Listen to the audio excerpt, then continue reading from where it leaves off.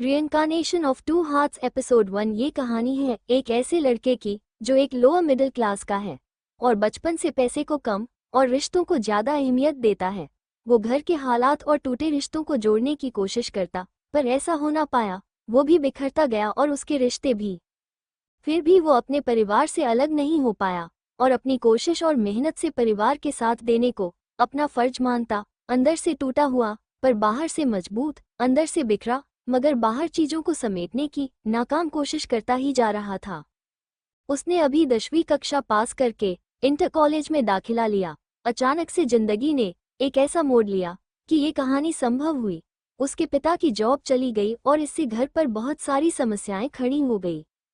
उसने सोचा कि उसे ही कुछ करना चाहिए ताकि उसका घर चल पाए। उसके टीचर ने मना किया कि अपनी पढ़ाई पे ध्यान दो, पर वो नहीं माना। और ये कहानी उन हौसलों को एक नई उड़ान देगी जो लाइफ में बहुत ऊंचे उड़ान की ख्वाहिश रखते हैं और लाइफ में अभी उनकी कितनी भी मुश्किलें चल रही हो, वो अपने मंजिल तक जरूर पहुंच सकते हैं और अपने सभी सपनों को साकार भी कर सकते हैं। ये कहानी से अगर किसी का हौसला बढ़े और उन्हें अपनी मंजिल प्राप्त हो तो फिर मेरी ये कृति सफल हो जाएगी। चलते हैं कहानी में आगे, जहां ये लव यात्री अपनी जिंदगी में एक हसीन यात्रा पे निकल चुके हैं।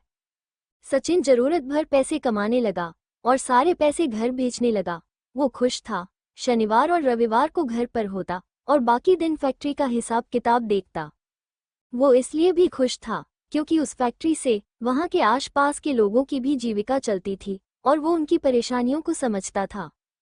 उसी फैक्ट्री में गांव अनंतपुर के कई लोग अपने अपने टाइम से काम करने आते थे और उसी में से एक लड़की थी जो काफी गरीब फैमिली से थी। वो भी आया करती थी। उसके घर में उनकी 5 बहनें और 2 बड़े भाई थे जो हमेशा लड़ाई झगड़े करते ही रहते थे।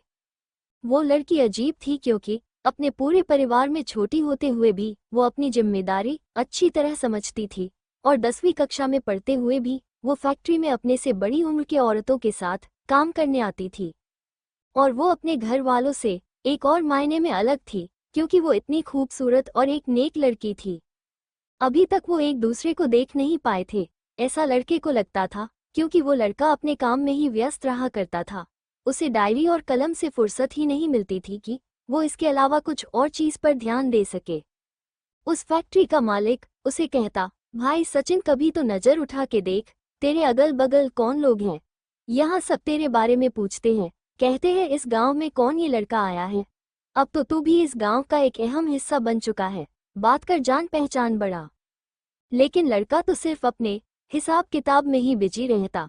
दिन बीते, लड़के ने अपनी कमाई बढ़ाई पर फिर भी घर पर अपनी इज्जत नहीं बढ़ा पाया। घर वाले अपने लड़के भाई की कमाई पर तो खुश थे पर उससे नहीं। वो बहुत मायूस था।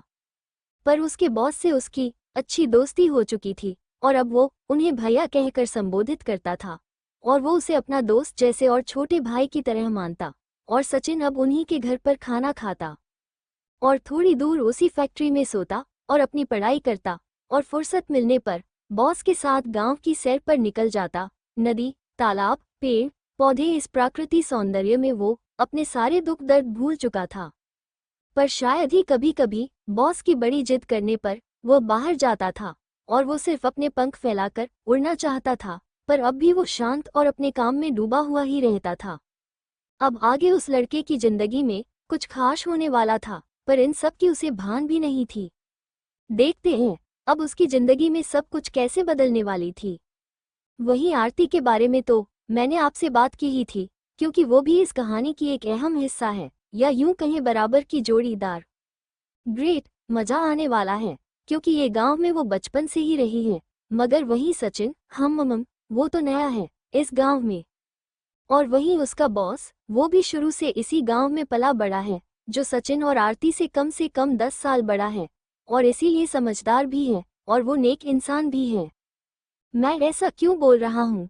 क्योंकि समझदार है तभी वो सचिन को एक झटके में पहचान लिया और छोटे भाई या फिर दोस्त जैसे ट्रीट कर रहा है।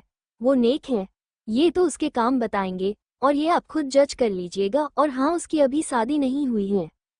ये गांव अनंतपुर आरती को क्या दिया, सचिन को क्या देने वाला था, ये हम आगे के भागों में कभी डिस्कस करेंगे। पर ये दोनों और ये गांव अनंतपुर मुझे एक स्टोरी दे रहा है और आपको भी। जिसका नाम है लवयात्री यादों को सौगात। और हम हैं सचिन और आरती के साथ भाग 1 में, जिसका नाम है बेरंग जिंदगी। यहाँ तक बने रहने के लिए आपका धन्यवाद। आशा करता हूँ आगे भी आप मेरे साथ बने रहेंगे। आरती और सचिन की इस मासूम और एक बेमिसाल सी लव यात्रा में, यादों की सौगात में, जिस तरह ये कहानी ने मुझे बहुत कुछ सिखाया और मुझे इसके हर मोड़ पर रोमांच, दुख, सुख और ना जाने कितनी फीलिंग कराई, उसी प्रकार आप भी इस जर्नी का एक अहम हिस्सा बने रहे और यहाँ तक सफर में साथ बने रहे, इसके लिए आपका धन्यवाद। सचिन, कद काठी लंबा पतला, रंग गोरा, आंखें भूरी, बाल घुंघराले।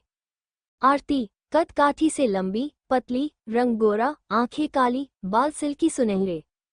लड़के की लाइफ में सब सही चल रहा था और एक दिन अचानक उसके बॉस ने कहा, पता है, आरती ने अपने हाथ काट लिए हैं।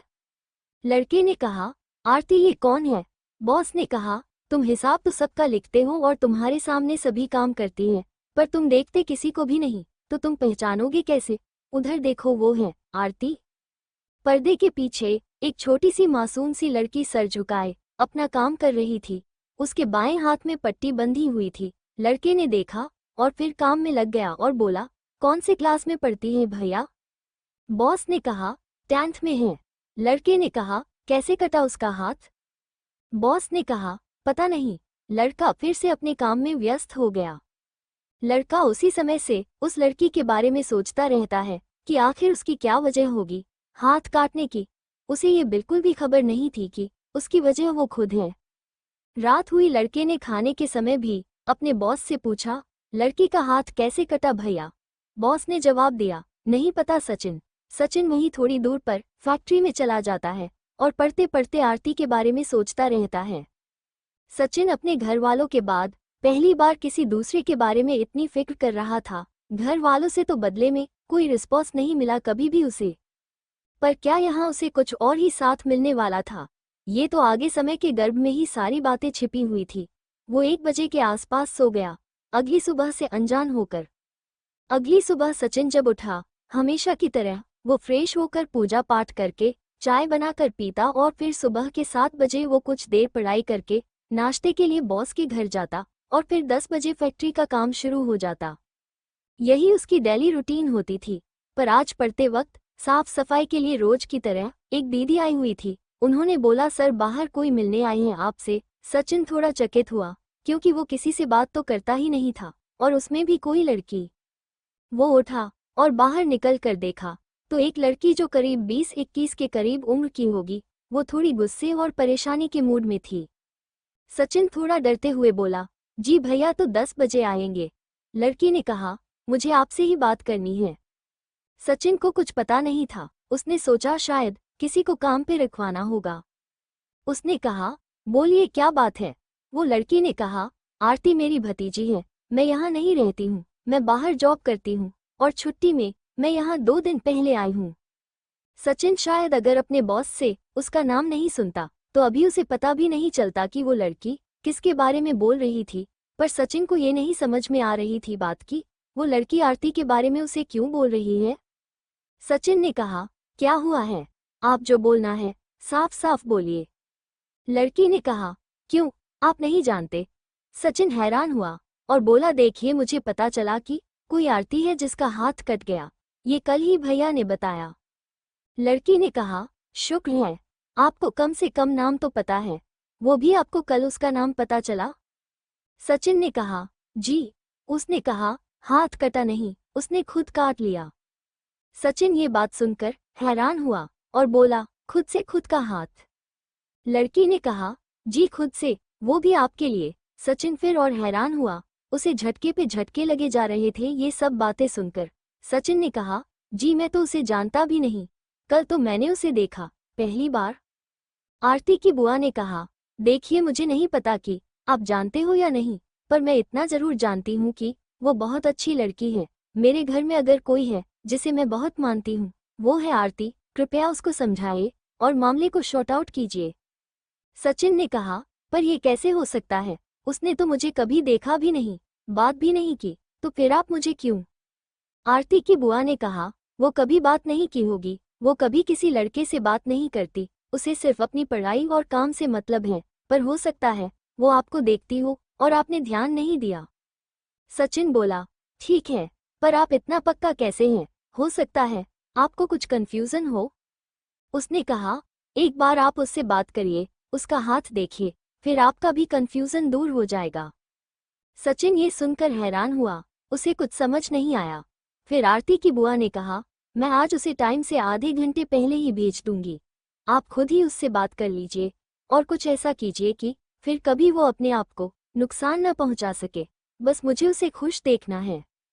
सचिन हैरान परेशान बेचारा एक के बाद एक झटके खाता जा रहा था और उसे कभी किसी लड़की से बात करने का अनुभव भी नहीं था, और ऊपर से ये सब बातें। देखते हैं आगे कहानी झटके देती है या फिर कोई और ही मोड़ लेती है। बाद के भागों में भी ऐसे ही साथ बने रहिए। फिर मिलेंगे अगले भाग पर। यहाँ तक आपका साथ सराहनीय रहा। आशा करता हूँ आप ऐसे ही आगे भी इन लवयात्री के साथ ऐसे ही बने रहेंगे। धन्यवाद। महत्वपूर्ण बातें यहाँ आपको बता दूं कि ये जो आरती की बुआ है, जिनका नाम सुनीता है, इसी गांव की है। फिलहाल बाहर रह रही है, जॉब कर रही है। उसे यहाँ छुट्टी पे आना हुआ और वो अपनी भतीजी को इस हाल में देख नहीं पाई और सचिन को शौक पे शौक देते गई। पर इन्हें याद रखना आप, क्योंकि ये कोई भूलने वाली किरदार नहीं। ये रिश्ते में तो बुआ है, पर मैंने ये कभी एक्सपेक्ट नहीं किया था कि बुआ भी हम उम्र जैसी हो सकती है। सचिन वापस ऑफिस की चेयर पर बैठा बैठा अकेला सोच रहा था कि वो तो आरती को जानता तक नहीं, फिर भी आरती ने ऐसा क्यों किया? वो भी उसके लिए? उसने हाथ क्यों काटा?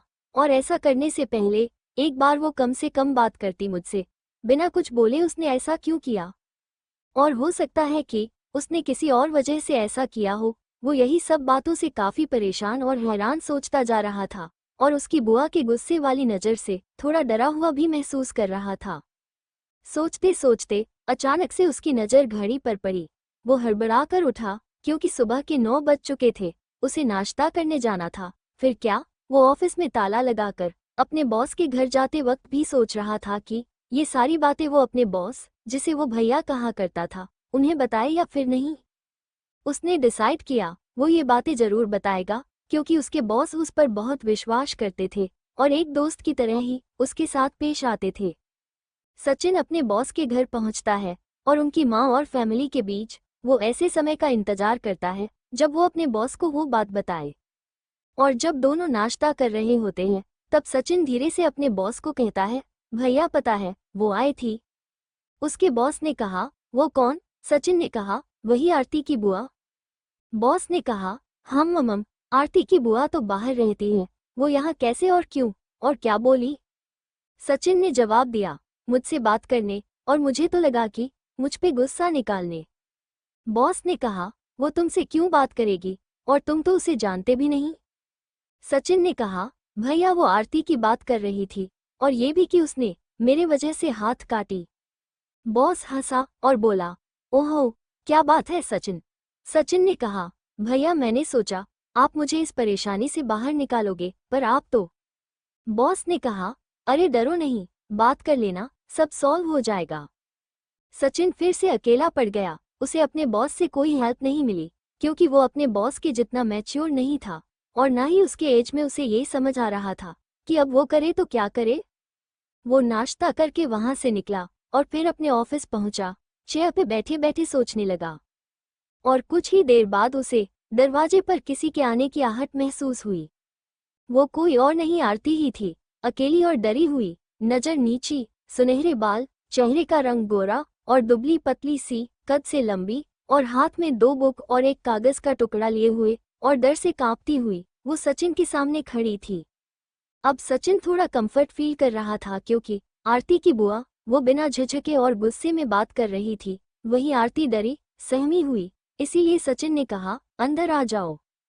और आरती एक बार भी सचिन को नहीं देख रही थी, इसीलिए सचिन ने उसे पहली बार अच्छे से देखा और पूछा, क्या तुम ही आरती हो? आरती ने कहा, हाँ। सचिन ने कहा, तुम 10वीं क्लास में गई हो, तो पढ़ाई कैसा चल रहा है? उसने कहा, वो मैं एक सहेली को बुक देने ही जा रही थी, मैंने अभी बुक खरीदा नहीं है। सचिन ने कहा, कोई जरूरत नहीं, बुक है मेरे पास, चाहो तो मैं अपनी बुक तुम्हें दे दूंगा, अब जब भी घर गया तो, क्योंकि सिलेबस चेंज तो हुआ नहीं है। आरती ने सर हिलाते हुए कहा, ठीक है। सचिन ने कहा, तुमने हाथ क्यों काटा? आरती घबराई और अपने बाएं हाथ को पीछे करते हुए बोली, नहीं वो। सचिन ने कहा, तुम्हारी बुआ आई थी, वो बताई। आरती ने जवाब दिया कि बुआ ने ही भेजा है मुझे यहाँ, मुझे डर लग रहा था, फिर भी आई हूँ, और उनको मैंने बहुत मना किया था जब वो आपसे मिलने आ रही थी, फिर भी वो। सचिन ने कहा, पहले मुझे अपना हाथ दिखाओ। आरती ने कहा, कुछ नहीं, वो बस। सचिन ने बोला, अपना बायां हाथ दिखाओ। और फिर आरती ने डरते हुए अपना हाथ आगे किया। सचिन उसके हाथों को देखकर भौचक्का सा रह गया। कुछ देर का सन्नाटा। सचिन ने न ऐसा सोचा था, न उसने ये उम्मीद की थी कि वो कुछ ऐसा देखेगा।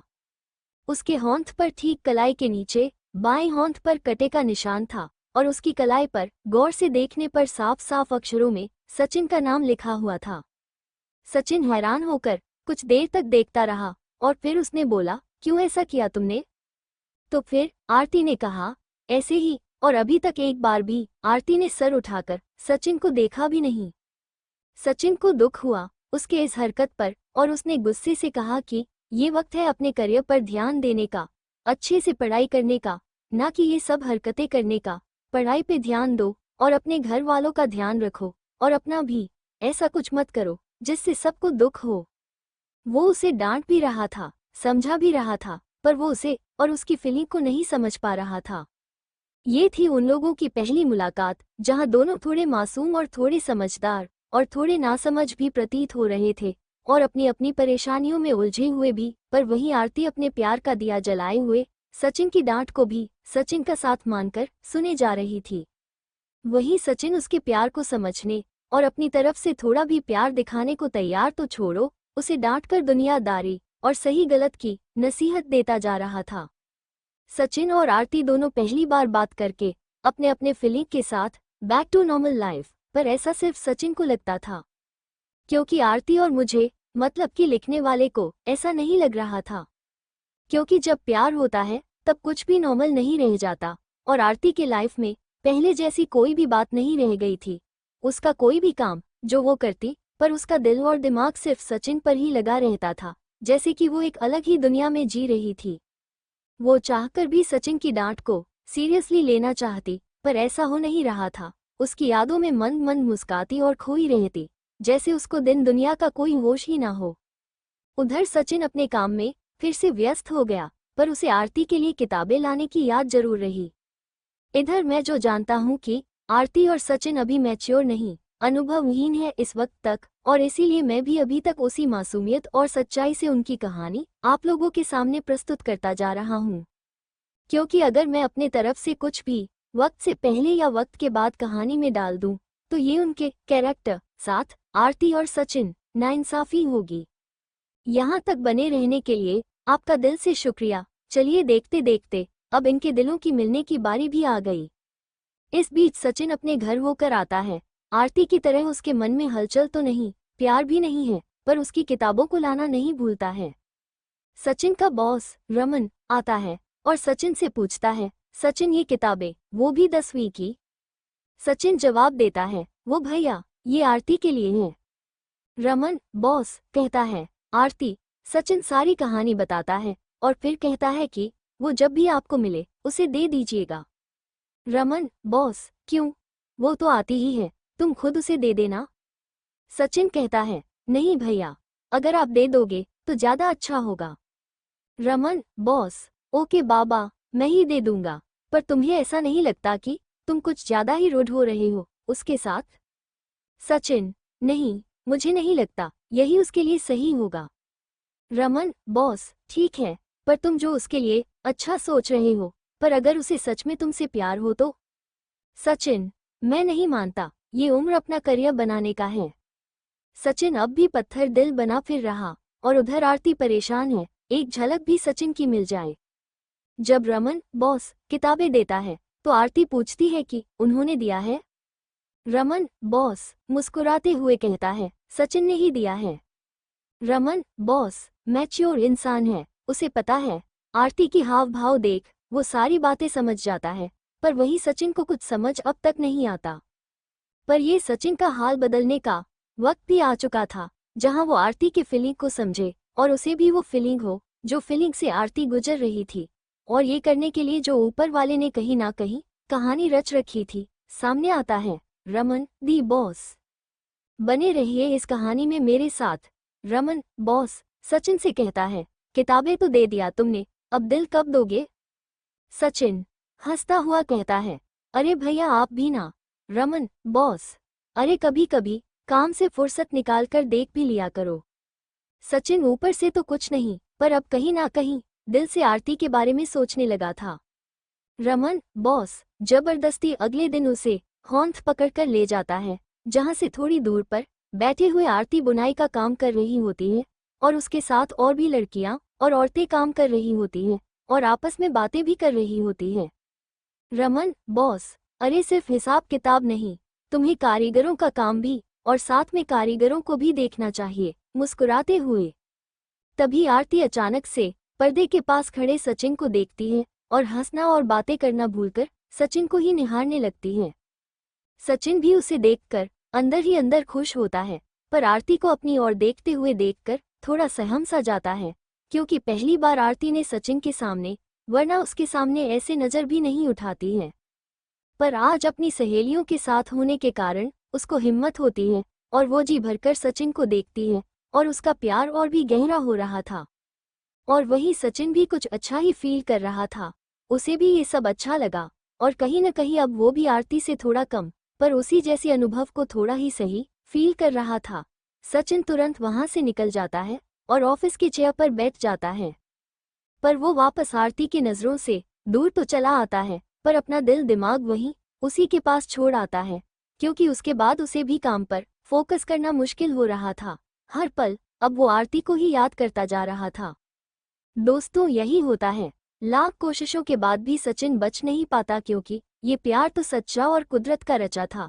भला कोई अपने प्यार से लड़ सकता है, अपने आप से लड़ सकता है, पर ऊपर वाले के लिखे को मिटा पाना असंभव सा ही होता है। अब सचिन में पहले वाली कोई बात नहीं रही, वो धीरे धीरे ही सही अपने दुखों और अकेलेपन से बाहर आता जाएगा, क्योंकि उन दुखों के बारे में सोचने का वक्त कहाँ मिलने वाला था, क्योंकि अब आरती उसके दिल में धीरे धीरे जगह ले रही थी। और जैसे जैसे आरती के करीब वो जाएगा, पुरानी कड़वी यादें छूमंतर होती जाएगी। अब सचिन हर वक्त आरती के बारे में ही सोचता रहता था।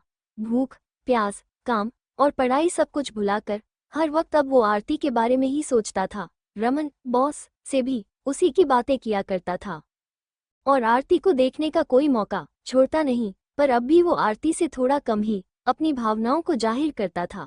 बात तो नहीं हो पाती दोनों की, बस एक नज़र देखकर खुश हो जाया करते थे दोनों। और धीरे धीरे पहले साथ काम करने वालों को और फिर पूरे गांव में ये बात फैलने लगी। वहीं अब फिर से कुछ दिन बीतने के बाद आरती की बुआ फिर से आई और अपनी भतीजी को खुश देखकर उससे बातें की, और वो अब भी अपनी बुआ से सिर्फ सचिन की बातें ही करती, जिसे सुन समझकर उसकी बुआ ने पहले उसे समझाया, फिर उसकी भावनाओं को समझते हुए वो आरती से बोली, ठीक है मैं ही कुछ करती हूँ। और अगले दिन सुबह वो सचिन से फिर मिलती है और सचिन से कहती है कि वो आपसे बात करना चाहती है। ये उन जमाने की बात है जब एंड्रॉयड मोबाइल नहीं हुआ करता था, सिर्फ कॉलिंग वाले मोबाइल कीपैड हुआ करते थे, जहां आप वीडियो कॉलिंग नहीं कर सकते थे।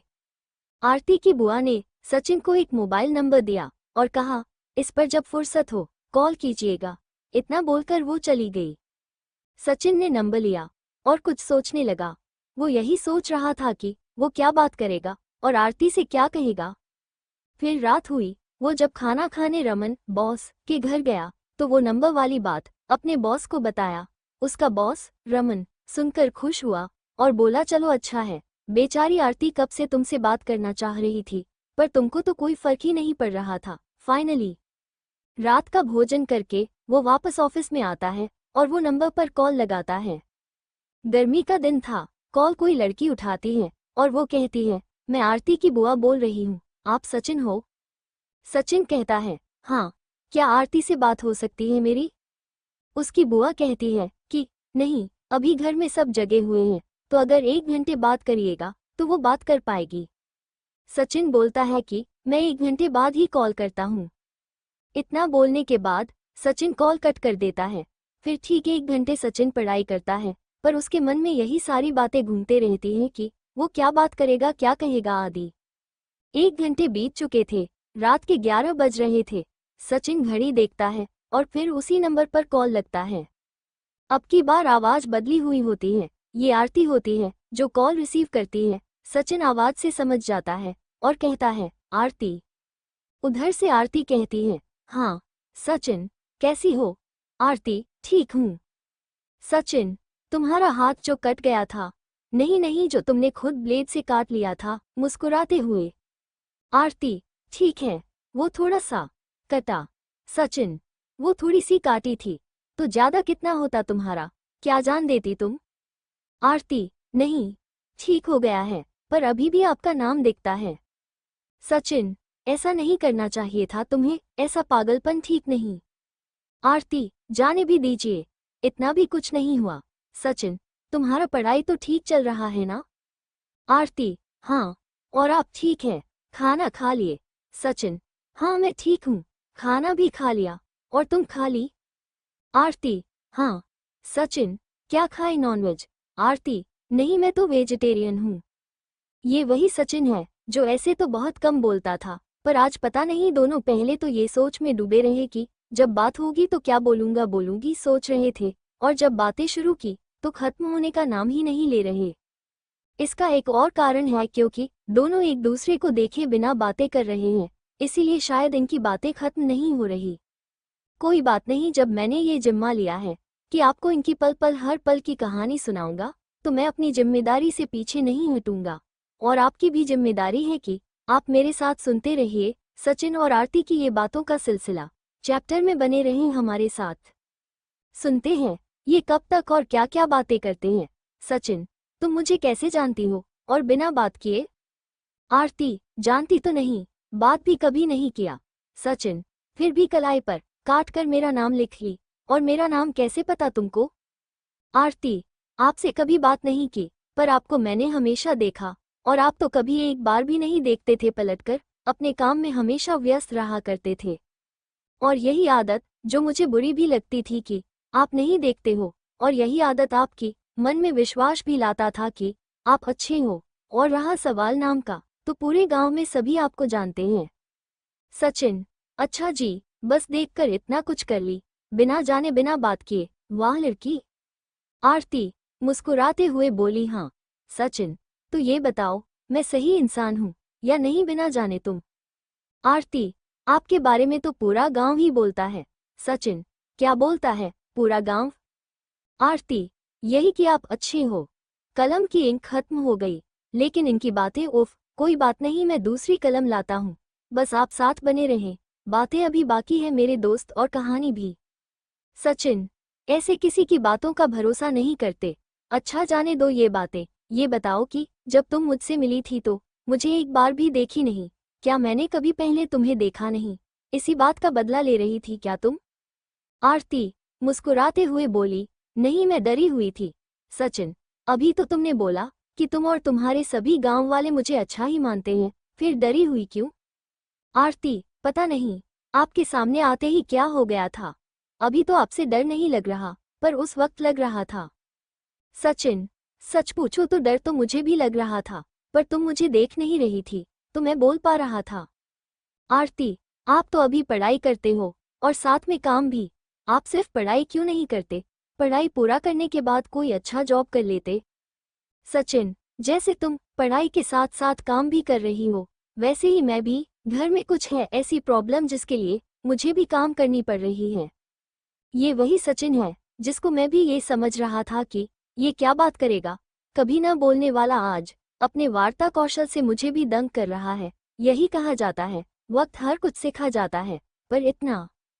मुझे लिखते लिखते, आपको पढ़ते पढ़ते, सचिन और आरती को एक दूसरे से बातें करते करते वक्त का पता ही नहीं चला, और घड़ी में सुबह के 4 बज गए। जब सचिन ने घड़ी देखी, वो एकदम से भौचक्का सा रह गया। जिस तरह मैं सोच रहा था, वैसे ही सचिन ने भी सोचा। उसे खुद पर विश्वास नहीं हो रहा था कि वो इतनी देर तक रात भर आरती से बात करता रहा। इतना तो उसने अपने पूरे लाइफ में बात नहीं की होगी किसी से। वो सोच रहा था कि पहले उसकी ये परेशानी थी कि वो बात क्या करेगा, और अब वो इतना बात कर चुका है, फिर भी उसकी बातें खत्म नहीं हो रही हैं। चलिए, अब उनकी अभी की आखिरी चंद बातों को रखने के बाद मैं आपसे इस चैप्टर के लिए विदा लेता हूँ। अपना साथ यूं ही मेरे, सचिन और आरती के लिए बनाए रखें। यहाँ तक साथ देने के लिए धन्यवाद और अगले चैप्टर तक के लिए अलविदा। अगर कहानी पसंद आ रही हो तो इसे अपनों के साथ शेयर जरूर कर दीजिएगा और आपके लाइक्स, कमेंट, रिव्यू और मुझे फॉलो करने के लिए आपका बहुत बहुत आभार। आरती, आपके घर में कौन कौन है? आपको घर की याद नहीं आती? सचिन, नहीं, मैं हमेशा से अकेला ही रहा हूँ। और तुम्हारे घर पर? आरती, मेरे घर पर सभी हमेशा लड़ाई ही करते हैं, जो मुझे बिल्कुल भी अच्छा नहीं लगता। सचिन, टाइम तो देखो एक बार। आरती, हे भगवान, 5 बजने में 15 मिनट ही बाकी हैं। सचिन, ठीक है, फिर गुड नाइट तो नहीं बोल सकता, चलो गुड मॉर्निंग ही बोल देता हूँ। आरती, गुड मॉर्निंग जवाब देते हुए, अच्छा तो कल बात करिएगा ना? सचिन, हाँ करूँगा बात। अपना ख्याल रखना। रखता हूँ। आरती, हाँ आप भी अपना ख्याल रखिएगा, अब तो आप सो भी नहीं पाओगे। सचिन, नहीं 1-2 घंटे सो जाऊंगा, रखता हूँ, बाय बाय। आरती, ओके बाय। अक्सर ऐसा ही होता है, ये मैं जानता हूँ और आप भी, क्योंकि जब ये आप पढ़ रहे हैं तो मैं समझ सकता हूँ कि पढ़ने की कला, कुछ समझने की कला तो एक मैच्योर व्यक्ति में ही होता है। पर आरती और सचिन में ये परिपक्वता नहीं थी।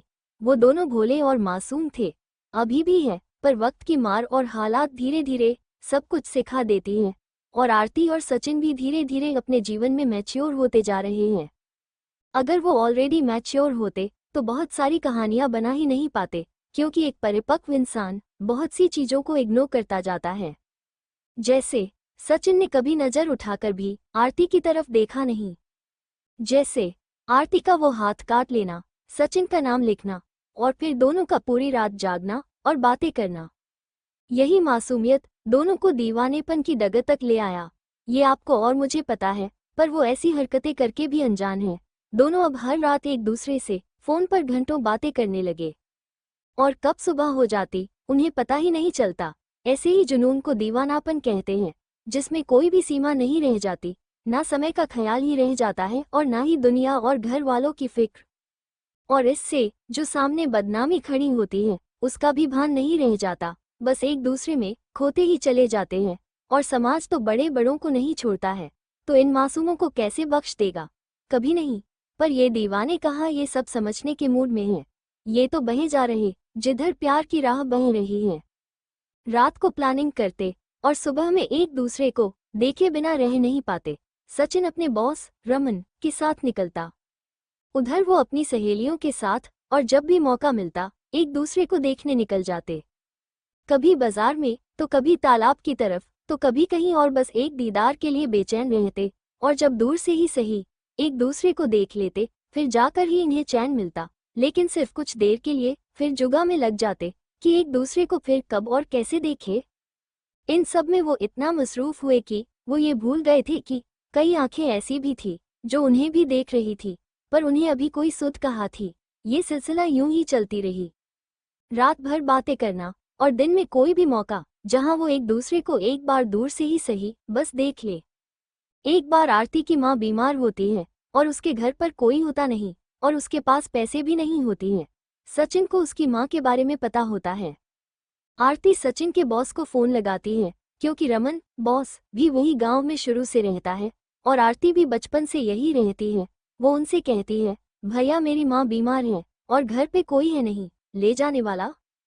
रमन बॉस कहता है, मैं घर पर नहीं हूँ, एक काम करो मैं घर पर कॉल कर देता हूँ, सचिन को भी बोल देता हूँ, वो घर से बाइक लेकर तुम लोगों को हॉस्पिटल ड्रॉप कर देगा। सचिन ऐसा ही करता है, लेकिन जाने से पहले वो आरती से पूछता है, पैसे हैं तुम्हारे पास? आरती कुछ जवाब नहीं देती और फिर सचिन ऑफिस से कुछ पैसे निकालकर उन लोगों को हॉस्पिटल लेकर जाता है, जो गांव के कुछ लोग देखते हैं। अभी तक ऐसे ही एक दूसरे को देखने के चलते पूरे गांव में दोनों की चर्चा थी, पर ये बाइक पर बैठकर कही जाने की बात जंगल में आग जैसे फैलती है, उससे भी तेज ये बात पूरे गांव में फैल गई। जबकि उसकी माँ भी साथ में थी। पूरे गांव में ले जाने वाला कोई नहीं था और एक बाहर के लड़के ने ही उसकी माँ का इलाज करवाया, पर सभी के मुंह पर यही 2 नाम थे, आरती और सचिन। सभी गांव के लड़के और आदमी यही कह रहे थे कि एक बाहरी लड़का है जो ऐसा कर रहा है, क्योंकि इनकी दीवानगी के किस्से मशहूर हो चुके थे। कहीं गांव में कोई त्योहार होता या कोई शादी, हर जगह ये एक दूसरे को देखते ही रहते और लोग इन दोनों को। अब इन लोगों को भी थोड़ी थोड़ी समझ आ गई थी बात की ये सब आगे क्या रूप ले सकती हैं, पर अभी भी ये दोनों सभी की बातों को इग्नोर करते जा रहे थे। प्यार की खुमारी में लोगों के शोर को नज़रअंदाज कर रहे थे, पर सचिन को थोड़ा फर्क पड़ता था जब लड़के आपस में बोलकर उसे ताना मारा करते थे। बहुत मुश्किल से वो अपने आप को रोक पाता था झगड़ने से। और फिर सचिन का बॉस रमन, वो कहाँ मानने वाला। वो सचिन को समझता कि इग्नोर करो, दिल पे मत लो, भौंकने वाले का दुख भी समझो। पूरे गांव की सबसे सुंदर लड़की जो तुमसे प्यार करती है, समझा करो उनका दुख। ऐसी बातों से सचिन का सारा टेंशन चला जाता। आरती और सचिन अब भी अपनी रात भर बातें करना और दिन में एक दूसरे को देखने के जुगा में लगे रहते थे, और दोनों अपने अपने किस्से जो उन्हें गांव वालों से सुनने को मिलता वो एक दूसरे से शेयर किया करते थे। इतनी चर्चाओं के बाद, इतने तानों के बाद भी ये दो मासूम अकेले सभी परेशानियों को झेले जा रहे थे। हर रोज कोई न कोई उन्हें कुछ सुनाता, दोनों सुनते, किसी को जवाब देते तो किसी की बातें एक कान से सुन दूसरे कान से निकाल देते, और फिर भी कोई मलाल रह जाता तो रात को फोन कॉल पे एक दूसरे को शेयर करके सारी बातें रफा दफा कर देते। पर ये इतने अनुभव के कच्चे थे कि कहानी इतनी देर भी ना टिकती अगर आरती के साथ उसके पड़ोस की एक दीदी नहीं होती, और सचिन के साथ उसका बॉस रमन नहीं होता जिसे सचिन भैया पुकारता था। इतनी मुश्किलों में कोई समझदार व्यक्ति सहम जाता, चेत जाता, पर ये दोनों वही कर रहे जो इन्हें पसंद है। दिन दहाड़े मिलना, चाहे कितनी भी मुश्किलें हो, कितनी ही धूप हो, बरसात हो या ठंड क्यों ना हो, जब तक कि एक दूसरे को देख ना ले इन्हें चैन नहीं। जबकि इतनी चर्चाएं गांव में चल रही थी और उसकी पड़ोस की एक दीदी और सचिन के बॉस, इनका भी ऐसा लगता था कि इन्हें मिलाना ही इनकी जिम्मेदारी बन गई थी। सचिन अब अपना घर जाना भी कम कर चुका था। वो जब भी शनिवार और रविवार को घर के लिए निकलता था तो उसका मन हमेशा यही अटका रहा करता था। वहीं आरती ये नहीं कह पाती थी कि घर नहीं जाए, पर मन में हमेशा डरती थी और अक्सर फोन से बात करते समय दबे जुबान से ये पूछा करती कि इस वीकेंड आप घर जाइएगा क्या। अगर सचिन का जवाब ना में होता तो अंदर ही अंदर वो खुश हो जाती, और अगर जवाब हाँ में होता तो दुखी हो जाती और फोन रखने के बाद रो भी लेती। ये सचिन भी उसके हाव भाव से समझ पाता था। मैं भी सोच रहा हूँ और आप भी सोच रहे होंगे कि शायद कहानी अब अंत की ओर जा रहा है, पर ऐसा नहीं है। अभी तो ये शुरुआत मात्र है। सचिन और आरती की ये कहानी मैंने ऐसे ही लिखने की नहीं ठानी है। कुछ तो खास है इनके प्यार में। इतना कुछ सहने सुनने के बाद लगता है कि इनकी हिम्मत अब खत्म हो जाएगी, पर इनका ये दीवानापन इतनी आसानी से खत्म नहीं होने वाला। जब प्यार सच्चा होता है तो उस प्यार की डोर ऊपर वाले के हाथों में होती है, और वो इस डोर को हमेशा टूटने से बचा लेता है। अगर किसी में पावर है कि इस डोर को तोड़ सके तो केवल ऊपर वाले और खुद प्रेमी जोड़े के हाथों में। वो कई बड़े परेशानियों को चुटकी में हल कर लेते हैं, क्योंकि वो प्यार की धुन में होते हैं और परेशानियों को देखने तक की फुर्सत उनको नहीं होती। ये थी आरती और सचिन का दीवानापन। मुझे पता है मैं सच्ची और हकीकत बयां कर रहा हूँ। मुझे इनकी कहानी में थोड़ा भी मिर्च मसाला डालने की इच्छा नहीं है, ताकि इनके कैरेक्टर के साथ कोई नाइंसाफी ना हो। सब प्योर तरीके से बयां कर रहा हूँ। आरती और सचिन की परेशानियां बढ़ती ही जा रही थी। लोग हर समय ताने मार रहे थे, वही सचिन की अपनी घर की मुसीबत तो थी ही, पर अब आरती के घर में और भी लड़ाइयां हो रही थी। फिर भी इन परेशानियों के बावजूद वे अभी भी वही करते जो हमेशा करते आए, और एक दूसरे में खोए दिन दुनिया की सुध लिए बिना अपनी ही राह पर मस्ती से आगे बढ़ रहे थे। पर ये परेशानियां कुछ भी नहीं, आगे मुसीबतों का पहाड़ खड़ा होने वाला था उनके रास्ते में। और फिर सारी परेशानियों का हल ये दोनों कैसे निकलते हैं और परेशानियों से बाहर कैसे आएंगे, ये चैप्टर उसी के बारे में है।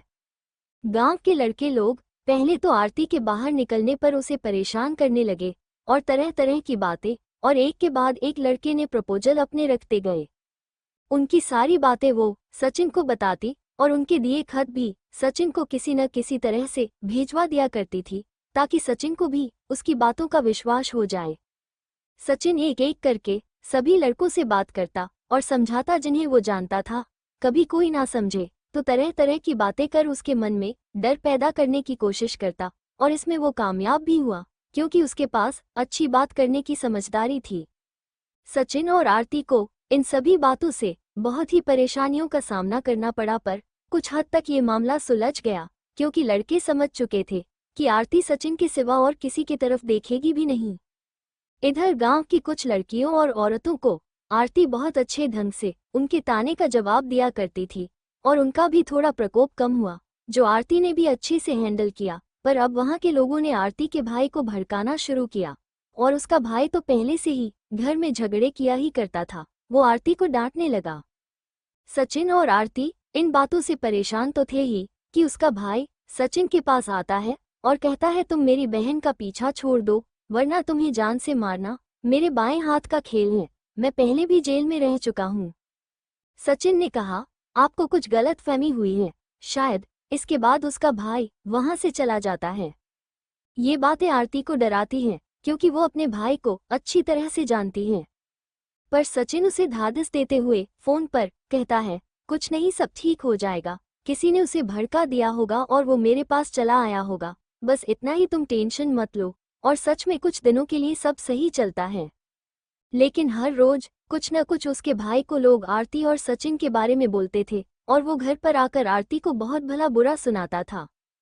इतना कि एक भाई को ऐसे लफ्ज बहन के लिए बोलना तो दूर सोचना भी नहीं चाहिए। आरती सचिन को फोन पे अपने भाई की बातों को कुछ बताती और कुछ बता भी नहीं पाती, और उसका फैक्ट्री में काम भी छुड़वा देता है। अब जब इतना कुछ हो रहा था, अब आरती और सचिन को थोड़ा फर्क तो पड़ रहा था सभी बातों को लेकर। एक अजीब सा डर और घबराहट तो थी, पर दोनों जब एक दूसरे से बात करते या फिर दूर से ही सही, कभी कभी ही सही, देख लिया करते थे एक दूसरे को, तो उनकी सारी परेशानियां और घबराहट कुछ देर के लिए चली जाती। पर उसके भाई का कान रोज कोई न कोई भरता, और वो घर पर तमाशा करता, बातें सुनाता, और अब तो आरती का भाई उस पर हाथ भी उठाने लगा था, उसे तरह तरह की बातें सुनाता, मारता पीटता, और कभी उसका फोन भी छीन लेता या तोड़ देता।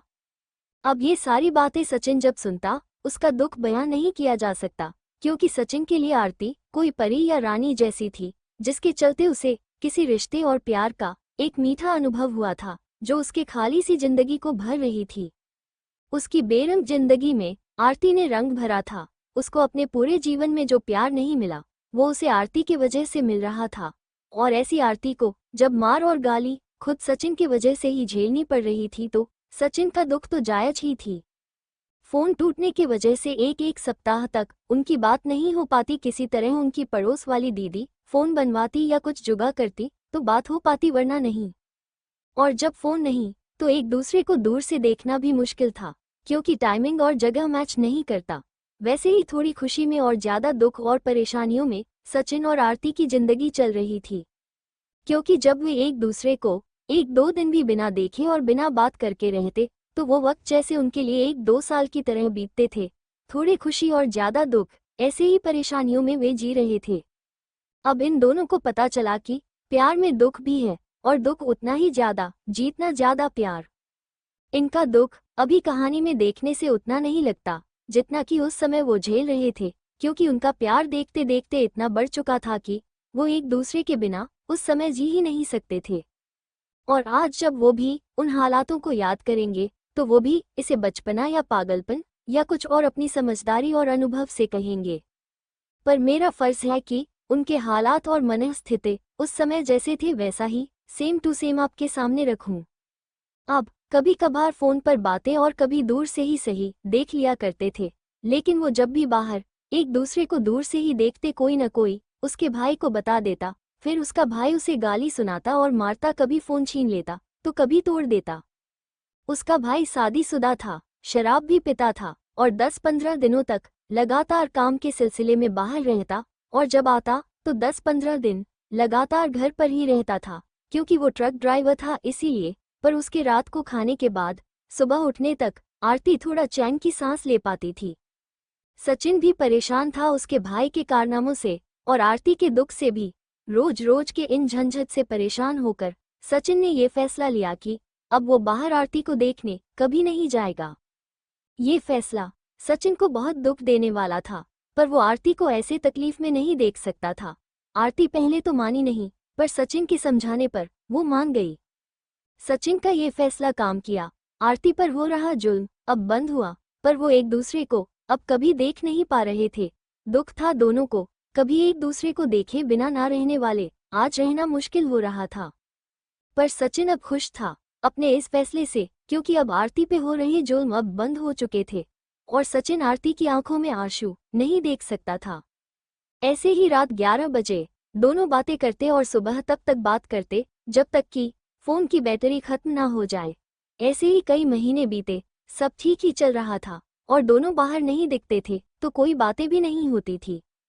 गांव वालों का और आरती के भाई का भी अब कोई परेशानी नहीं रह गई, ना ये दिखाई देते और ना ही इनके बारे में कोई बातें होती। किसी को कोई परेशानी नहीं थी, पर आरती और सचिन को एक परेशानी थी कि वो एक दूसरे को देख नहीं पा रहे थे और ये उनको गवारा नहीं था। पर बाहर सबों को दिखना भी नहीं और फिर देखे बिना भी नहीं रह सकते। सचिन ने बस इतना कहा कि मुझे तुमको देखना है, और आरती रोने लगती है, सचिन की आंखों में भी आंसू। तब दोनों तो कहना ठीक नहीं होगा, क्योंकि सचिन कभी इतना बड़ा रिस्क लेता नहीं, क्योंकि एक अपने घर वालों के डर से भी और दूसरा आरती को वो किसी तकलीफ में आने देना नहीं चाहेगा। तो ये फैसला पूरा का पूरा आरती ही करती है। मन में कुछ सोचती है और सचिन से कहती है, आप चिंता मत कीजिए, इसका हल है मेरे पास, और पूरे कॉन्फिडेंस से कहती है, हम जरूर मिलेंगे। सचिन कहता है, पर कैसे? वो कहती है, हम कुछ करते हैं। सचिन थोड़ा डरता भी है, पर वो आरती को देखे बिना रह भी नहीं सकता। वो आरती की बातों पर पूरा भरोसा करता है और दोनों खुश हो जाते हैं कि वो अब एक दूसरे को देख पाएंगे। आरती को मुसीबत का हल पता था, तभी वो इतने कॉन्फिडेंस से बोली, और उसके कॉन्फिडेंस से सचिन का मुरझाया हुआ चेहरा फिर से खिल गया। कहा था ना, प्यार अपना रास्ता बना ही लेता है, बस उसमें सिर्फ सच्चाई हो तो फिर उनकी राहों में लाख रोड़े बिछा दो, पहाड़ खड़ा कर दो, वो अपना रास्ता बना ही लेंगे। अजीब होता है ये प्यार, वरना सचिन और आरती में इतना दम तो कभी महसूस नहीं हुआ कि ये दोनों इतनी दिक्कतों का सामना इतनी दिलेरी से करेंगे और इतनी देर तक डटे रहेंगे। पर ये उनकी नहीं, उनके प्यार की ताकत है जो वे एक दूसरे से करते थे। एक माँ को क्यों सबसे ताकतवर कहा जाता है? क्योंकि वो अपने बच्चे के लिए कुछ भी कर सकती है, इसके पीछे भी अपने बच्चे के प्रति उसका प्यार ही होता है। इसी तरह एक सच्ची मोहब्बत में बेपनाह ताकत होती है, जिससे बड़े से बड़े मुश्किलों से टकराया करते हैं ये प्रेमी और बनाते हैं एक अमर प्रेम कहानी।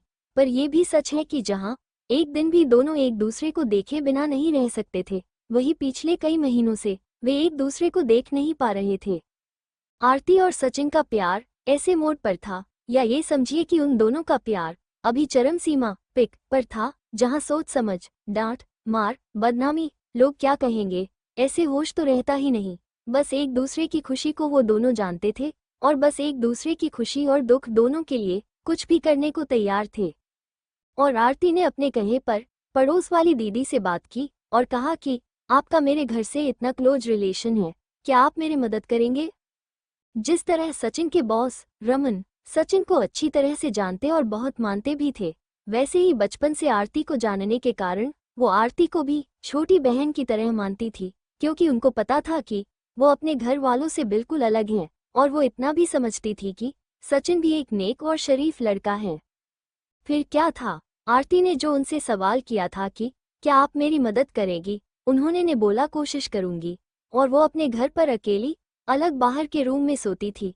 उसने आरती के घर में उसकी माँ और बहनों से बोली कि आरती को मेरे साथ सोने दीजिए, वो पढ़ाई भी कर सकेगी, और घर में इतने लोगों के होने से शोरगुल में इसको पढ़ने में परेशानी भी होती है, तो बेहतर यही होगा उसकी पढ़ाई अच्छे से हो पाएगी।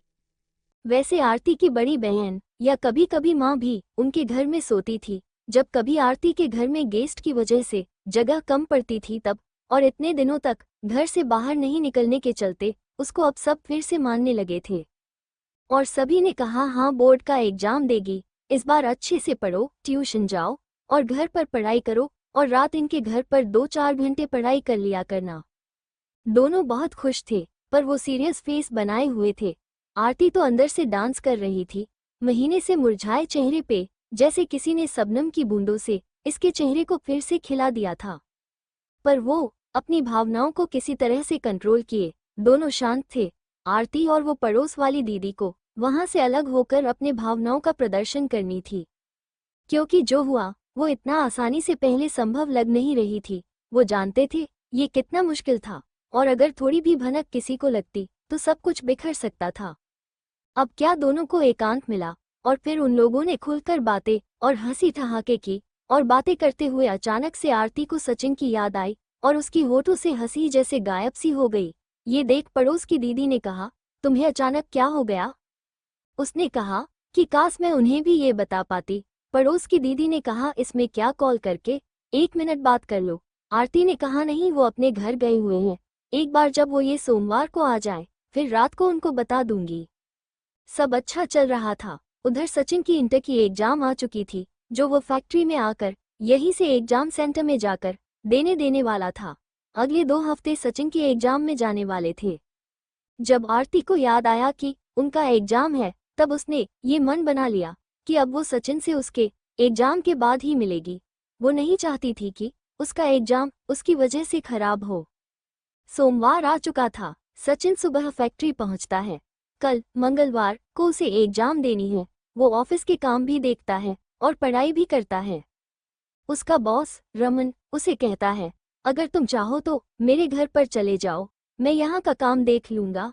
2 हफ्ते तुम दिन को मेरे रूम पे स्टडी कर लेना और रात को ऑफिस में भी पढ़ाई कर लेना और सो भी जाना।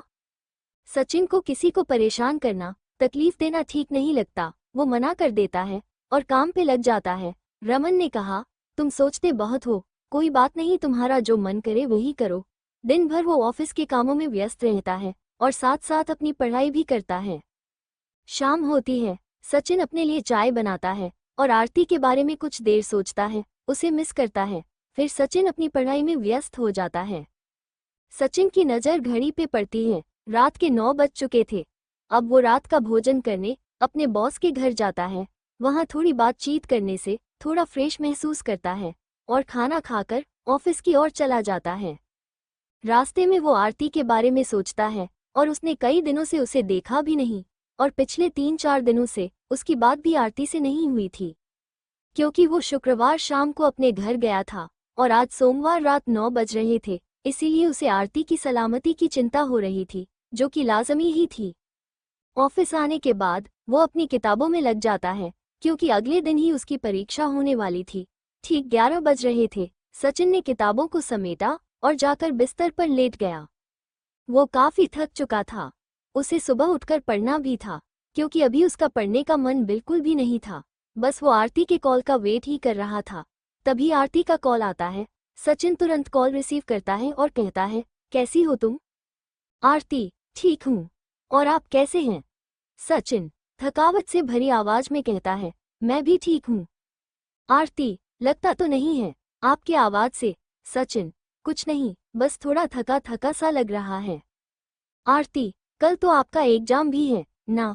सचिन, हाँ, और घर वाले तुम्हें कुछ बोल तो नहीं रहे थे ना? आरती, नहीं तो, अभी सब ठीक है। वैसे भी बाहर जाती नहीं, उनके सामने बात भी नहीं करती, और घर पे पढ़ाई करती हूँ, तो कोई क्यों बोलेगा कुछ? सचिन, नहीं, वो इतने दिनों से बात नहीं हुई और तुम्हें देखा भी नहीं, तो तुम्हारी चिंता हो रही थी। आरती, मेरी चिंता छोड़िए, आपका कल एग्जाम है और आप थके हुए भी लग रहे हैं, तो आप अभी आराम कीजिए। सचिन, हाँ, मैं ठीक हूँ, अभी सो ही जाऊंगा और सुबह जल्दी उठकर पढ़ाई कर लूंगा। आरती, कल एग्जाम के लिए बेस्ट ऑफ लक, और अभी के लिए गुड नाइट। सचिन, ठीक है, अपना ख्याल रखना, good night, sweet dreams, bye. Sachin अगले दिन अपना एग्जाम अच्छी तरह देता है और फिर वही पहले वाली रूटीन, जहां वो ऑफिस वर्क करते हुए अपनी पढ़ाई भी अच्छे से करता है और रात को 5 से 10 मिनट तक आरती से बातें करता है। और देखते देखते उसका एग्जाम खत्म हो जाता है। वही इन दिनों आरती कभी अपने घर में तो कभी अपने पड़ोस की दीदी के यहाँ सोती है और घर वालों का विश्वास जीतती है, और सचिन के एग्जाम खत्म होने का वेट करती है और इंतजार करती है कि कब उसे सचिन का दीदार हो जाए। दोनों एक दूसरे को इन दिनों बहुत मिस करते हैं, और फिर वो पल आता है जब सचिन का एग्जाम खत्म होता है और फिर सचिन फिर से घर 2 दिनों के लिए जाता है, क्योंकि उसे जाकर पैसे देने होते थे। वो जितना कमाता अपने घर में दे देता था और उसके कोई फालतू खर्च भी नहीं थे।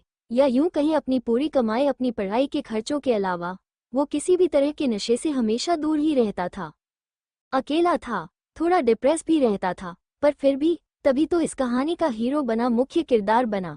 कभी टूटा नहीं और अपनी पढ़ाई भी कर रहा था। अगर पढ़ाई छोड़ता तो कोई उसे रोकने या समझाने वाला भी कोई नहीं था। इधर आरती कब से सचिन की राह देख रही, सारी बातें मन में दबाई कब वो आए, जब वो उससे मिलने की खुशखबरी दे। उधर एग्जाम के वजह से वो चुप थी ताकि उसका एग्जाम अच्छे से जाए, और फिर सचिन घर के लिए इतना कुछ करके भी घर वालों को खुश नहीं कर पा रहा था। हालांकि वो घर पर किसी से उतनी बातें नहीं करता था, पर फिर भी घर पर किसी ना किसी वजह से उसे बहुत से अजीब बातों का सामना करना पड़ता था। वो 2 दिनों के लिए घर जाता, बड़ी उम्मीद भरे इच्छा से, पर घर के लिए इतना कुछ करने के बाद भी उसे कभी पल भर के लिए भी उसे वहां सुकून नहीं मिलता था। वो बड़ी मुश्किल से वो 2 दिन काटता था और अब वो वापस फैक्ट्री में आ जाता है और काम करते हुए यही सोचता है कि उसकी आखिर गलती क्या है। जिन रिश्तों को वो इतना महत्व देता है, बदले में उसे मायूसी ही क्यों मिलती है। यही कारण है कि अब जब उसके पास आरती का सहारा है जीने के लिए, तभी वो आरती से इतना ज्यादा टूटकर प्यार करता है। और सेम कंडीशन आरती की भी है, जहां उसके जैसे लोग उसके खुद के घर में नहीं हैं। यही कारण है कि वे एक दूसरे से दिलों जान से टूट के मोहब्बत करते हैं। सचिन अपने बॉस के पूछने पर बताता है कि उसका एग्जाम अच्छा गया, तो रमन कहता है कि अच्छा तो जाना ही था, तुमने इतनी मेहनत जो की थी, रंग तो लाएगी। रिजल्ट पर मिठाई खिलाने के लिए तैयार रहना, पार्टी लूंगा। सचिन मुस्कुराते हुए हामी भरता है और कहता है ठीक है भैया, ले लीजिएगा पार्टी। इधर आरती रात होने का वेट करती है ताकि वो सचिन से बात कर सके, और फिर रात होती है जिसका इंतजार सचिन को भी था। पता नहीं अब आगे कहानी कौन सी मोड़ लेती है, पर ये तो महसूस हो रही है कि ये रात आरती और सचिन के लाइफ में बहुत मायने रखती है, क्योंकि अभी तो सोचने से डर लगता है कि पता नहीं आगे इन दोनों का क्या होगा, पर यही छोटे छोटे पल बाद में एक कथा होकर एक कहानी बनती है, जैसे एक एक मोतियों से मिलकर माला बनती है। पर आरती के मन में कोई डर नहीं, क्योंकि ऐसी डर से कहीं ज्यादा उसको अपने लिए और सचिन के उठाए दुखों का दर्द है। जहां उन्होंने कई महीनों से एक दूसरे को देखा तक नहीं, उनकी आंखें एक दूसरे को देखे बिना पथरा सी गई थी। उनके उस समय का दर्द तो वे ही महसूस कर पा रहे होंगे। अब दोनों बेचैन हैं, और मैं भी, कि अब आगे क्या होने वाला है। कहीं ये फिर से कोई बड़ी मुसीबत में न फंस जाए। और इनकी प्रॉब्लम ये भी नहीं जानते कि अगर कुछ गड़बड़ हुई तो इनका प्यार पर भी और मेरी स्टोरी पर भी फुल स्टॉप लग जाएगा। मुझे तो यही लगा कि इतने दुखों के बाद शायद अब इन्हें कुछ खुशियों के पल मिले, और ये भी ऐसे ही सोचते होंगे, वरना डर से कोई प्रयास करना ही छोड़ चुके होते अब तक। चलिए ये चैप्टर के लिए यही विराम लेता हूँ। मिलते हैं अगले भाग में। बने रहिए मेरे आरती और सचिन के साथ इस कहानी यादों की सौगात में। अभी तक के साथ के लिए आपका बहुत बहुत आभार, और उम्मीद है आगे के भाग में भी आप सब मेरे और मेरे कहानी में बने रहेंगे। धन्यवाद। लव यात्री यादों की सौगात, कुछ किरदारों के नाम जिससे आप मन में उनका एक स्वरूप बना सके। कुछ जरूरी बातें, बॉस रमन, पड़ोसी दीदी गजल, आरती की बुआ सुनीता, आरती का भाई जो बहुत बुरा था पहाड़ी। ये कुछ कैरेक्टर के नाम हैं जो शायद आपकी इच्छा हो जानने की, इसीलिए मैंने मेंशन कर दिया। आरती ने कॉल किया, सचिन कॉल रिसीव करता है। मुझे अपना तो पता है कि मुझे इस कॉल का बेसब्री से इंतजार था कि दोनों क्या बातें करने वाले हैं और आगे क्या होने वाले हैं, इनके लाइफ में क्या बदलने वाला है। मुझे तो पर्सनली अच्छे के साथ साथ बुरे ख्याल भी आ रही हैं।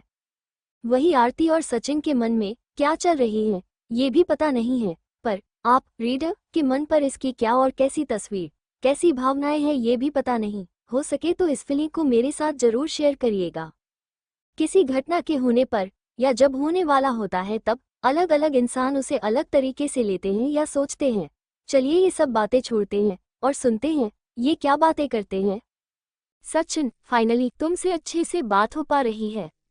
आरती, हाँ, आप एग्जाम में बिजी थे इसीलिए। सचिन, हाँ, और बताओ डिनर कर लिया तुमने। आरती जवाब देती है हाँ, और आपने। सचिन, हाँ, पर ये तो बताओ तुमने इन दिनों मुझे मिस किया। मैंने तो बड़ी मुश्किल से अपने मन को संभाला और अपनी पढ़ाई पे ध्यान लगाया, पर ध्यान है कि हमेशा तुम पे ही अटका रहा। आरती, मन में सचिन की ये बातें सुनकर अंदर ही अंदर उसे बहुत दुख होता है। और वो सचिन की दर्द को समझ पाती है, रिलेट कर पाती है, पर उसकी इन सब बातों का जवाब नहीं देकर पूछती है, आपका एग्जाम कैसा गया? सचिन, अच्छा गया मेरा एग्जाम, पर ये तो बताओ, इन दिनों में मैं तो बिजी था, पर तुमने क्या क्या किया? आरती, आपके लिए खुशी ढूंढ रही थी। ये सुनकर सचिन थोड़ा हैरान हुआ। वैसे हैरान तो मैं भी था। आरती कितनी खूबसूरती से सचिन का सवाल का जवाब दिया, और उस पर से ये लाइन, क्या कर रही थी, का जवाब शानदार लगा मुझे। तारांकन आपके लिए खुशी ढूंढ रही थी। तारांकन और एक्चुअल में उन दोनों को अब खुशियों के कुछ पल चाहिए थे, क्योंकि उन्होंने पिछले कुछ महीनों में बहुत सी तकलीफें देखी हुई थी। आरती के भाई और गांव वालों के वजह से, ऊपर से उन्होंने एग्जाम के वजह से बहुत कम बातें की थी, और सबसे बड़ी बात कि महीनों से एक दूसरे को देखा तक नहीं। चलिए सुनते हैं इनकी आगे की बातें। सचिन, क्या बोल रही हो तुम? आरती, सही है, जो किया वो ही तो बता रही हूँ आपको। सचिन, तुम्हें पता भी है, हमें एक दूसरे को देखे कितने महीने बीत गए हैं, दिन नहीं महीने। तुम्हें पता भी है, एक दिन भी एक दूसरे को देखे बिना हम कितना दुखी हो जाते थे, और एक दिन भी एक साल की तरह लगते थे। अभी तो ऐसा लगता है महीनों को अब जन्मों में काउंट करना पड़ेगा। आरती मुस्कुराते हुए कहती है, ओह सच। सचिन, तुम्हें इस हालत पर भी हंसी आ रही है? आरती, तो क्या, मैंने भी तो आपको नहीं देखा। सचिन, अब तुम्हारा क्या, तुम्हारे पास तो सहेलियां हैं, तुम्हारी पड़ोस वाली गजल दीदी है, तुम्हारा समय कट ही जाता होगा, इसीलिए तुम रह लेती होगी और क्या। आरती, अब ये ज्यादा हो रहा है। ओके। सचिन, नहीं, मैंने कुछ गलत नहीं बोला। आरती, अच्छा, आप तो कभी गलत बोलते ही नहीं, और फिर खुद ही मेरे बारे में डिसाइड भी कर लेते हो। कुछ बोलती नहीं इसका मतलब आपने मुझ पर इल्जाम लगा दिया कि मैं याद नहीं करती आपको।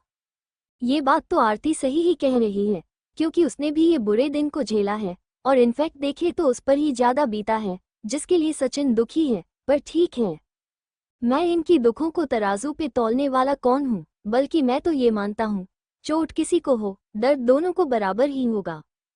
क्या आप मेरी बातों से सहमत हैं कि आप भी इनके प्यार भरे नोकझोंक में पड़ना चाहते हैं कि इनमें से कौन ज्यादा दुखी है, सीरियस है अपने प्यार को लेकर? साथ बने रहने के लिए शुक्रिया। चलते हैं फिर से इनकी बातों को सुनने। सचिन, नहीं, मैंने ये नहीं कहा, लेकिन तुम कुछ जताती नहीं और बताती नहीं। मेरे कुछ बोलने और पूछने के बाद भी तुम अपनी फीलिंग बताती ही नहीं हो। आरती, हर चीज जो आप बोल सकते हो मैं भी बोल पाऊं, ये संभव तो नहीं है ना? सचिन, बोलोगी नहीं तो मुझे पता कैसे चलेगा, और नहीं पता चलेगा तो मैं तो तुम्हें ऐसे ही ताने मारूंगा। आरती, कभी कभी कुछ बातें मेरे बिना बोले ही समझ लीजिए, और आप लड़के हो और मैं एक लड़की, मैं आपसे हर बात अपने मन की नहीं बोल सकती, तो बताइए मैं क्या करूं? रहा सवाल ताने मारने का, तो आप मारिए ताने, मैं सह लूंगी। आरती की बातें उसे समझ आती हैं, और वो उसकी फीलिंग समझता है। और फिर सचिन कहता है, मैं तो तुम्हें ताने मारूंगा जब तक कि तुम अपनी सारी बातें मन की मुझसे शेयर नहीं करोगी। आरती, आप ताने मारिए, पर ये बात समझ लीजिए, एक लड़की आपने मन की हर बात नहीं बता सकती। वैसे आपने ये ताना मारना सीखा कहाँ से? सचिन, तुम्हारे गांव वालों से, मुस्कराते हुए बोला।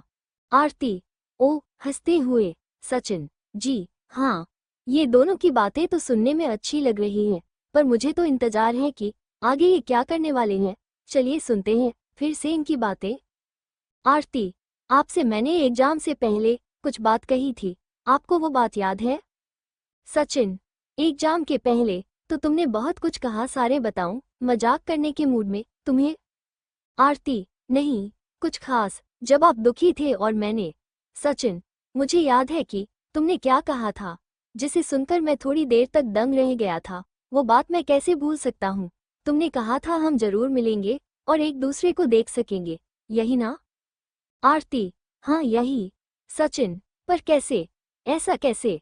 आरती उसके बाद की सारी बातें सचिन को बताती है कि कैसे उसने पड़ोस वाली दीदी को मनाया, फिर उनके साथ मिलकर घर वालों को, और अब वो उनके घर पे सोती है, तभी अच्छे से बात भी कर पाती है। सचिन, पर तुमने ये बात पहले क्यों नहीं बताया मुझे? आरती, क्योंकि आपका एग्जाम होने वाला था, मैं नहीं चाहती थी कि आपका ध्यान भटके। सचिन, बताना चाहिए था, कोई बात नहीं, फिर आगे क्या? आगे क्या, ये सचिन भी पूछ रहा था, और मुझे भी जानना है कि आगे क्या? कुछ डर सा, खुशी सा और गम सा, सभी फीलिंग एक साथ आ रही हैं। आगे क्या? यहाँ इस वक्त आपकी भावनाएं क्या कह रही थी, बताएगा? अपनी फीलिंग की इस समय पर मेरी कहानी सुनने वालों और पढ़ने वाले के मन में क्या चल रहा है? चलिए सुनते हैं इनकी बातें। आगे क्या? आरती, आगे यही कि मैं और आप कल मिलने वाले हैं और एक दूसरे को देखने वाले हैं। सचिन, नहीं तुम समझती नहीं, फिर कोई देखेगा हमें दूर से एक दूसरे को देखते हुए और तुम्हारे भैया को बड़ा चढ़ा कर बता देगा और फिर तुम्हें बहुत कुछ सहना होगा जो मैं नहीं चाहता। मुझे नहीं देखना, मैं ठीक हूँ, तुम भी अपने घर में ही रहो। आरती, आपने सुना नहीं, मैंने कहा कि साथ बैठकर देखेंगे भी और बातें भी करेंगे। सचिन, पर ये कैसे और कहाँ? कब? आरती, मैं खुद आऊंगी आपके ऑफिस में आपसे मिलने कल, जब सब सो जाएंगे तब। सचिन, तुम पागल तो नहीं हो? कोई तुम्हारे घर पर जान गया तो क्या होगा पता है? आरती, किसी को पता नहीं चलेगा। मैं गजल दीदी के घर से आपके पास आऊंगी, उनके आउट हाउस से। सचिन, तुम सोच तो ली हो ठीक से? आरती, हाँ, अब यही एक रास्ता बचा है हमारे मिलने का। हम सच में, हे भगवान, ये मैं क्या सुन रहा हूँ? अभी सुनने के बाद भी यकीन नहीं हो रहा है कि मेरे कानों ने ये क्या सुना है। इनके लिए मैं खुश हूँ या फिर डरा हुआ महसूस कर रहा हूँ, कुछ भी समझ नहीं आ रहा है। और उधर सचिन भी आरती की ये बातें सुनकर बिल्कुल काठ बन चुका है। उसे भी समझ नहीं आ रहा है कुछ भी, डर भी है उसके मन में और आरती को देखने की खुशी भी। सचिन को यकीन नहीं हो रहा था कि जिससे वो इतना चाहता है उसको देख पाएगा और साथ मिलकर एक साथ बैठकर बातें कर पाएगा। उसे यकीन नहीं हो रहा था कि वो अपने किस्मत पर भरोसा करे या नहीं। क्या ये पॉसिबल होने वाला है? उसे बिल्कुल भी यकीन नहीं हो रहा था। उधर आरती तो ये फीलिंग से पहले ही गुजर चुकी थी जो सचिन आज फील कर रहा है। बस वो सचिन को बताना चाहती थी, खुशी बांटना चाहती थी और उसे खुश देखना चाहती थी। सचिन, ठीक है, पर अगर कोई घर पर? आरती, कुछ नहीं होगा, सब अच्छा होगा। सचिन, पर तुम अकेली रात में कैसे? आरती, गजल दीदी है ना, वो साथ रहेगी। सचिन, पर उन्हें मुझ पे भरोसा। आरती, मैं उनसे आपकी सारी बातें बताती हूँ और वो आपको जानती है, आप कैसे हैं, कोई प्रॉब्लम नहीं होगा। सचिन, मैं तुम्हें ताने मार रहा था, शिकायत कर रहा था कि तुम्हें मेरी परवाह नहीं है और तुम इतने दिनों से मेरे लिए, मेरी खुशी के लिए इतना कुछ कर रही थी, अकेले, निराशा से। आरती, आपके लिए नहीं, हमारे लिए। और सुबह भी हो गई, फिर से बात करते करते कुछ देर सो जाइए। आप बहुत सोचते हैं, टेंशन मत लीजिए, सब अच्छा होगा। गुड मॉर्निंग और बाय बाय। सचिन, तुम भी सो जाना, अपना ख्याल रखना, बाय। सच में इनकी सारी बातें सुनने के बाद ये लगता है कि इनकी अच्छे दिन की शुरुआत हो गई है, शायद। और यही दुआ है कि ये हमेशा खुश रहे और हमेशा इनकी अच्छे दिन यूं ही बने रहे। इसके बाद सचिन और आरती को नींद कहाँ आने वाली थी, पर उन्होंने मन में चल रही सारी बातों को हटाया और कुछ देर की नींद में चले गए। ये आरती और सचिन की कहानी है। इन्होंने पहले इस कहानी में खुद को एक किया, फिर मैं, और अब आप सभी को इस कहानी से जोड़ लिया। प्यार करने वाले होते ही ऐसे हैं, चाहे खुद कितना भी टूट जाए हिम्मत नहीं छोड़ते, बस ये सबको और सब कुछ जोड़ना जानते हैं। इसे एक और एग्जाम्पल से समझ सकते हैं, जैसे उसने सचिन को देखने के लिए, मिलने के लिए पहले अपनी पड़ोसी दीदी गजल को जोड़ा और फिर अपने घर वालों को, और कहानी में एक नया मोड़ भी जोड़ दिया। आरती और सचिन दोनों सुबह 5 बजे सोए थे और आरती सुबह 9 बजे उठती है, क्योंकि गजल दीदी ने उसके घर वालों को बताया था कि उसने आरती को सुबह 4 बजे तक पढ़ते देखा था। आरती की गजल दीदी जो थी, उन्हें झूठ बोलने से परहेज था, पर आरती के लिए उसने सच छुपाया और सुबह के 5 बजे तक सचिन से बात कर रही आरती के बारे में ये बताया कि वो 4 बजे की सुबह तक पढ़ाई कर रही थी। ये सब मेरे या उनके हिसाब से भी ठीक तो नहीं था, पर क्या करे, हालात ऐसे बने हुए थे कि उनको एक बार मिलाने के लिए ऐसा बोलना और करना पड़ा। वैसे इसी गिल्ट से बचने के लिए कभी भी आरती हो या सचिन अपनी पढ़ाई और काम पर पूरा ध्यान देते थे। और 9 बजे उठने के बाद आरती ने रात तक बहुत काम भी घर के किए, जैसे घर पर बर्तन धोना, घर की साफ सफाई, खाना बनाना और साथ साथ पढ़ाई भी की, पर हर काम के समय उसका ध्यान सचिन और सचिन से मिलने पर लगा हुआ ही था।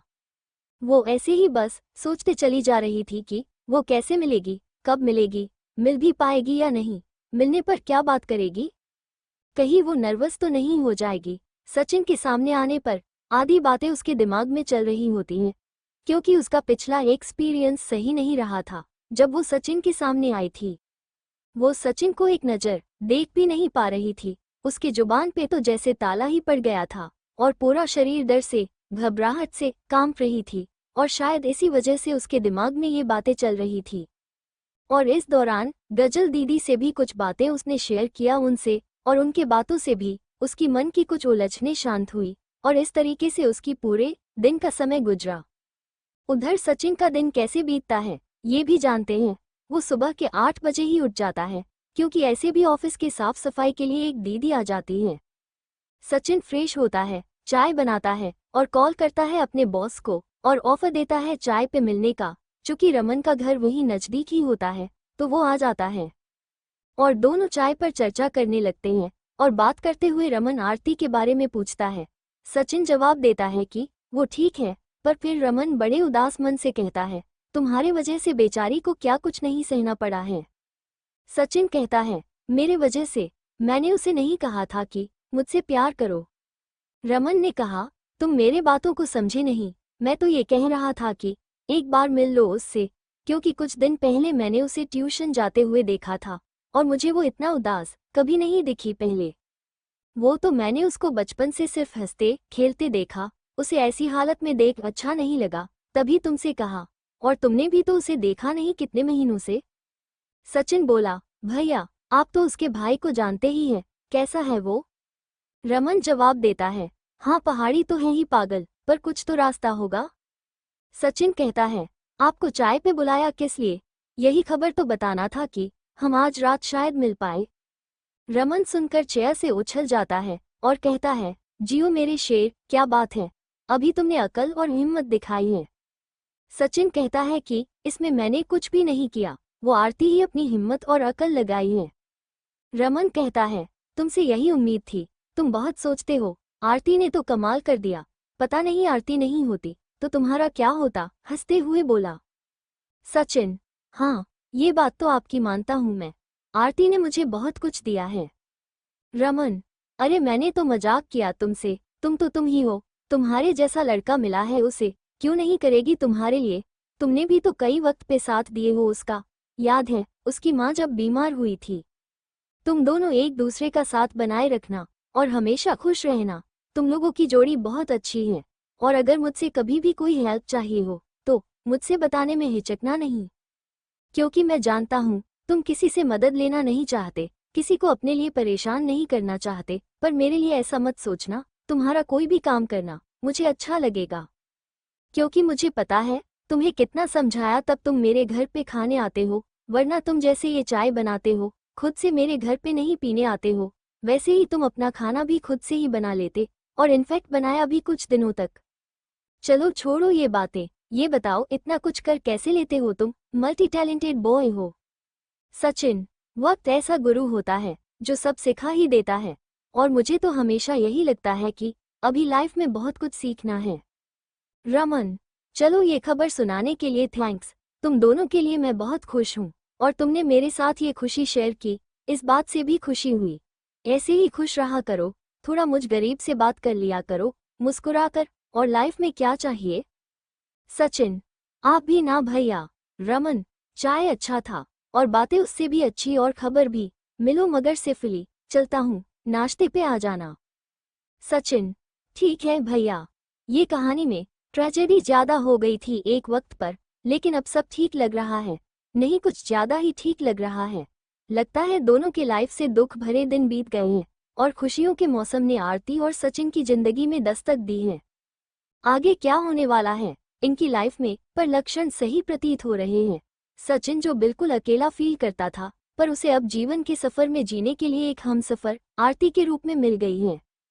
वो और उसकी जिंदगी थोड़ी बेहतर हो रही है पहले से। पहले वो बिल्कुल भी बातें नहीं करता था, पर अब वो आरती से बात करता है, और आज रमन से बात करते वक्त ये पता चलता है कि वार्ता कौशल में वो निपुण है। और कभी कभी आरती और सचिन की बातें सुनकर इन पर गर्व भी होता है, कि इतनी छोटी उम्र में ऐसे भाषा कौशल के साथ सही वक्त पर सही जवाब, ये भी बताता है कि उनका प्रेजेंट ऑफ माइंड काफ़ी अच्छा है। मुझे इनसे बहुत कुछ सीखने मिला है और इंसान को हमेशा सीखते रहना चाहिए। और यही सारी खूबियों के कारण ही तो मैंने इस कहानी को लिखने की ठानी, और इनके गुणों के कारण ही मेरी कहानी के ये दोनों, आरती और सचिन, मुख्य किरदार बने। आपका भी साथ रहना खास है। बने रहिए यादों की सौगात के इस भाग में। देखते हैं इनकी प्रेम कहानी में अब क्या होना है। सचिन भी हर वक्त आरती से मिलने, उसे देखने के सपने संजो रहा था और ऑफिस के कामों के वक्त भी खुश था, पर वो भी यही सोच रहा था जो आरती सोच रही थी कि जब वो आरती से मिलेगा तो क्या बोलेगा, क्या करेगा, कहीं आरती को वो नाराज न कर दे। वो सोचता है इतनी मुसीबतों का सामना करके वो मेरे पास आएगी, कहीं उसके घर वाले ना जान जाए, कहीं गजल दीदी के घर वाले जाग गए और उसे नहीं देख कहीं। यही उलझनों में सचिन फंसा था। और फिर रात को वो खाने गया अपने बॉस के घर पर, तब भी वो यही उलझन में था। उसके चेहरे से उसकी उलझनें साफ पता चल रही थी। रमन ने उसे दिलासा दिया और वो भी उसे वही कहा जो आरती ने कहा था, सब अच्छा होगा, तुम टेंशन बिल्कुल भी मत लो, ये तो खुशी की बात है। इतने दिनों के बाद ही सही एक दूसरे को देख पाओगे, बातें कर पाओगे, इस पल को एंजॉय करो, ना कि ऐसे डर में बिताओ। सचिन को रमन की बातों से दिलासा मिला और वो अब कंफर्टेबल महसूस कर रहा था। वहाँ खाने के बाद वो वापस से ऑफिस में आ जाता है और थोड़ी पढ़ाई करने के बाद उसका मन पढ़ाई पे लगता नहीं। और उस समय फ़ोन ऐसे नहीं होते थे कि वो फिल्में देखकर अपना समय काट पाता। वो आरती के फ़ोन कॉल का इंतज़ार करने लगता है और फिर आरती का कॉल आता है। वो बोलती है कुछ प्रॉब्लम है आने में, पर आप अभी सो जाइए। मैं भी सो जाती हूँ, पर सुबह 3:30 बजे मैं कॉल करूँगी, सुबह मिलूंगी, पर हम मिलेंगे ज़रूर। सचिन, ठीक है, अच्छे से देख, सोच समझ कर ही आना। आरती, हाँ हाँ, आप टेंशन बिल्कुल भी मत लीजिए, गजल दीदी रहेगी ना मेरे साथ। सचिन, ठीक है, फिर तुम खाना खा ली हो ना।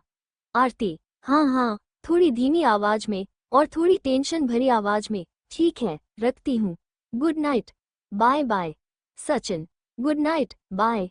इन उलझनों को हटाकर देखे तो आने वाले पल की खुशियों का एहसास होगा, जब ये दोनों इतने दिनों के बाद एक दूसरों को देखेंगे, वो भी इतने दिनों के बाद, इनफैक्ट मिलेंगे, एक साथ होंगे।